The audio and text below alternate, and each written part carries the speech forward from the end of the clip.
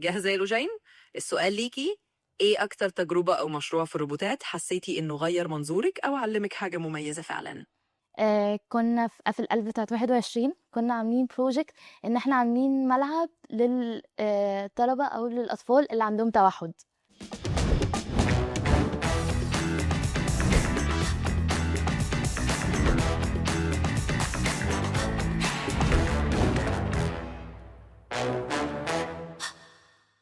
النهارده عندنا حلقة مميزة جدا مع شابة جميلة رحلة طويلة. لوجين ازيك؟ تمام الحمد ايه لله. اخبارك؟ تمام الحمد لله. لوجين عرفينا بنفسك. اوكي، أنا لوجينا عندي 21 سنة، خلاص في آخر سنة في الكلية Public Health.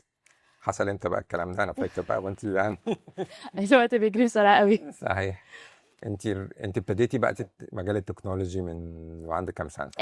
بدأت من أنا عندي 7 سنين. 7 سنين، مشوار كبير. طويل جدا. جدا. طيب انت بقى قعدتي من وانت 7 سنين تدرسي تكنولوجي لغاية ما دخلتي جامعة، بعدين لما دخلتي جامعة دخلتي بابليك هيلث، دخلتي صحة عامة. ليه؟ دخلت Public Health عشان خاطر فيلد جديد يعتبر في مصر، هو موجود بره بس في مصر يعتبر مش موجود كأندرجراد. دخلت فيه عشان خاطر قلت اربط ما بين فيلد جديد وفي نفس الوقت بالهوبي او الفيلد اللي انا بحبه اللي هو التك، عشان دلوقتي يعتبر التك بقى داخل في كل حاجه. فقلت ايه المشكله لما اربط ما بين حاجتين، حاجتين انا حباهم ويطلع في الاخر برودكت حلو. دخلت مسابقات كتير، ايه اللي فرق معاكي بقى في المسابقات دي كلها؟ المسابقات طبعا نفعت معايا في حاجات كتيره جدا. تعرفي تقولي لي المسابقات اللي انت دخلتيها؟ يعتبر FLL FTC. كان قبليها كان في كومبيتيشن صغيره تحت IEEE جامعه اسكندريه هندسه. وبعد كده لما دخلت الكليه دخلت كذا كومبيتيشن، معيدني سومر ROV. دخلت كان مسابقه تحت الدفاع الجوي، ودخلت روبو ريف كان دخلت فيها فاير فايتر، ودخلت فاير فايتر بوتس بتاعت IEEE جاست. ازاي اللينك ما بين ده وما بين ده؟ طب يعني ليه بتوع هندسه هم اللي بيدخلوا دايما، او معروف ان طلبه هندسه هم اللي بيدخلوا مسابقات الروبوت؟ هو ميلي دلوقتي بالنسبه لستارتنج من الجيل بتاعنا كان جزئيه التك ما كانتش معروفه وقت المدرسه قوي، ابتدت تتعرف في الوقت ده بس. فمعظم طلبه الجامعات دلوقتي اللي بيدخلوا هم عرفوا جزء التك او جزء الروبوتكس كومبيتيشن لما دخلوا الجامعه. فانا اوريدي عارفه الفيلد من قبل كده، فانا قلت ليه ما ادخلش الحاجه اللي انا حباها بجانب الكليه، هي تشجعني لما خلاص افقد الشغف من الكليه الاقي حاجه تشجعني ان انا اكمل. وانت الاكتيفيتي دي كانت متاحه وعندك وانت في صحه عامه تقدري تعملي الكلام ده، كل المسابقات اللي بتاعت الروبوتكس دي وانت في كليه؟ صراحه في البوينت الاول انا اتواجهت وانت ازاي فيلد مختلف وهتدخلي معانا، لحد ما شافوا الباك جراوند بتاعتي كانت ايه، فدبنت على كده قالوا لي ايه ده، طب انت الباك جراوند بتاعتك حلو قوي، لا ده احنا هنحتاجك معانا في التيم وهتساعدينا جامد. هم رضوا بيكي بعد ما شافوا البرفورمانس بتاعك، وبس في الاول اتواجهتي بريزيستنس يعني منهم؟ في الاول اتواجهت بريزيستنت جامد لحد ما شافوا لا ان انا اساسا اوريدي عندي باك جراوند، والباك جراوند كملت عليه ان هو لما دخلت الكليه كان في حاجات اساسا ناقصه في التيم فانا اللي كنت بكملها. واتواجهت كمان ان انا لما جيت افتح البرانش بتاع IEEE هي اساسا منظمه عالميه تركيزها على التك والكهرباء. اتواجهت في الاول ان انت ازاي فيلد مختلف وانت جايه تفتحي برانش زي كده ريليتد بالانجينيرنج، بس انا اوريدي كان عندي باك جراوند IEEE هي كمنظمه بتدي باورفul، وهي باورفul جدا للطلبه كلهم اللي في الفيلد ده، وكمان باورفul للطلبه اللي رابطين ما بين الانجينيرنج وما بين البايو، فالماستر ستودنتس بتوع البايو انجينيرنج هيستفادوا جدا منها. انا عايزك تقولي لي ايه الربط اللي ممكن يكون موجود ما بين الصحه العامه وما بين الحاجات اللي انت اتعلمتيها، وازاي انت رابطه الاثنين مع بعض؟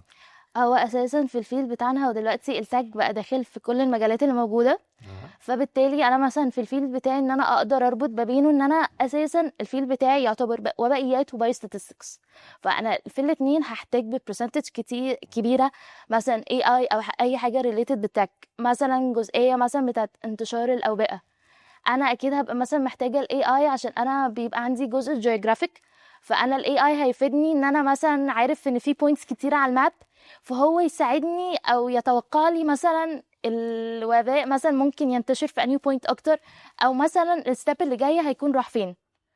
هي بتبقى بالبرسنتج، بس اكيد هيساعدني في الموضوع ده، عشان ممكن في حاجات مثلا environmental انا مش عارفاها، بس هو technically على مثلا الكلاود اللي هو مربوط عليه هيبقى عارف مثلا الجو هيتغير هنا، فده هيساعد مثلا ان المرض ده ينتشر في البوينت دي.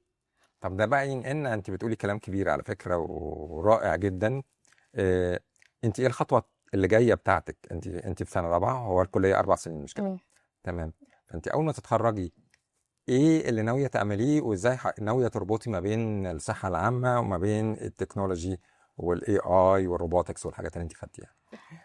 ان انا هبتدي الاول ستيب من الجرادويشن بروجكت بتاعي، ان انا الجرادويشن بروجكت بتاعي هبتدي هربط الفيلد بتاعي بتاع البابليك هيلث بالتك، حلو. وده بعد كده هيساعدني ان هي تبقى ستارتنج بوينت، ان هي تبقى ستارت اب بتاعتي. بجانب ده ان انا هبتدي اعمل مثلا ماسترز وبي اتش دي، عشان خاطر لو في مثلا معلومات ناقصه عندي ومحتاجه اعرف عنها اكتر، فاوريدي ابقى سيرتيفايد، كيف سيرتيفايد بالحاجه دي، عشان خاطر تقدر تساعدني بعد كده. عشان اكيد وانا بعمل ماسترز هبتدي اعمل سيرش بتفكير مختلف عن ان انا كنت ستودنت في الجامعه، فده هيساعدني. كلام رائع يا رجعينا. يعني هو ان شاء الله البروجكت التخرج بتاعك والماستر وتربطي التكنولوجي بالصحه العامه، واللي انت بتعمليه ده هتستخدميه بعد كده كستارت اب تبتدي بيه المشوار العملي بتاع حياتك. ده يعني رائع جدا بجد بجد والله.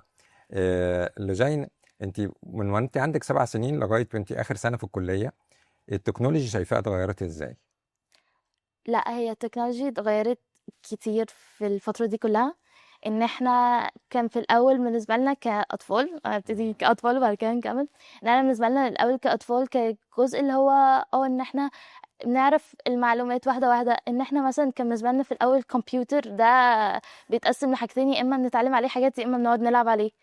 دلوقتي بقى الموضوع تطور ان هو تدريجيا ابتدى الاي اي يظهر واحدة واحدة. فالاي اي لما ابتدى يظهر واحدة واحدة، اللي ما كانش ماشي كوب مع الموضوع او ما كانش ماشي مع الموضوع وقع. فبالتالي هي اتغيرت ان هي بقت في تولز بتساعدنا اكتر، وبتساعد مش بنعتمد عليها، عشان احنا لو اعتمدنا عليها هو يعتبر احنا بنلغي كل حاجة، اسكان كرياتيفيتي اسكان تفكير. جميل. انت بقى بتستخدمي الاي اي في ايه في حياتك؟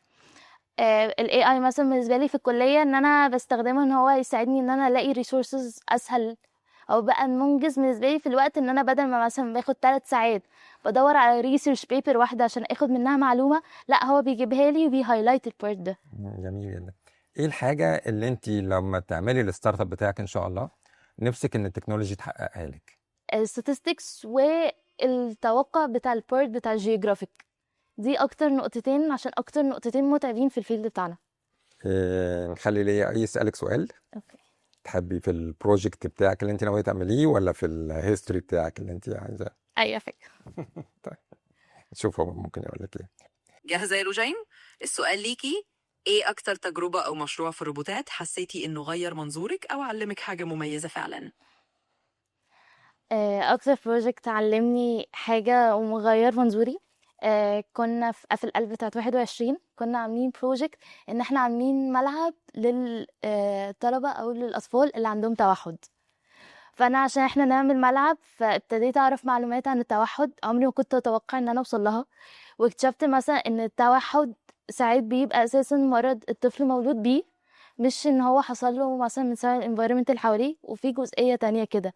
فده كان اكتر بروجكت بالنسبه لي كان ممتع، عشان عرفت معلومات عمري ما كنت اتوقع ان انا ممكن اعرفها او اتخيل ان هي كده. حلو جدا انك قدرتي تكتشفي قد ايه الروبوتات ممكن تكون وسيلة مش بس تكنولوجية لكن كمان إنسانية في فهم احتياجات مختلفة. اعتقد ده ممكن كمان اللي خلاها تغير وجهة نظرها وتدخل صحة عامة بعد كده. بالظبط، أعتقد ده فعلا كان جزء كبير من اللي خلى منظورها يتوسع وتختار إنها تدخل مجال الصحة العامة بعد كده. يعني التجربة دي خلتها تشوف التكنولوجيا مش بس كأداة تقنية لكن كمان كوسيلة تخدم مجالات إنسانية وصحية. جميل جدا. شكرا. انت حابة تقولي ايه بقى للأطفال والشباب وأولياء الأمور على من نتيجة تجربتك اللي انت اتعلمتيه، تقولي لهم ايه ويعلموا أولادهم مجال التكنولوجي ولا لا؟ مجال التكنولوجي هو حتى لو الطفل او الطالب ما كانش حابب الفيلد، بس هو لما بيدخل الفيلد بيبتدي يفتح دماغه لحاجات هو ما كانش يتوقع ان هو يوصل لها، واهم نقطه بيساعده في البروبلم سولفينج في حياته بقى كلها. البروبلم سولفينج اللي هو بيحاول يعمله في الكود ده بيساعده في حياته العمليه بعد كده، ان هو اي مشكله تواجهه ازاي يحلها زي ما كان بيحل الايرور اللي في الكود. يعني هما لما يفضلوا 24 ساعة قدام الموبايل هم خلاص بقت حاجة ستاندر، وبيضيع الكرياتيفيتي اللي عندهم او الباور اللي عندهم. الباور اللي عندهم ممكن يطلعوها في حاجات كتيرة جدا، غير ان هما يفضلوا قاعدين قدام الموبايل وبيقلبوا وما بيتعلموش حاجة جديدة. انا مبسوط قوي بالحلقة الجميلة دي، والهيستوري بتاعك كده بيعدي قدامي وانت بتتكلمي، ويا رب بقى ستارت اب جامد جدا يفرقع في العالم كله وتحققي كل اماليكي. ميرسي يا لجينا خالص. ميرسي لحضرتك. ربنا يخليك.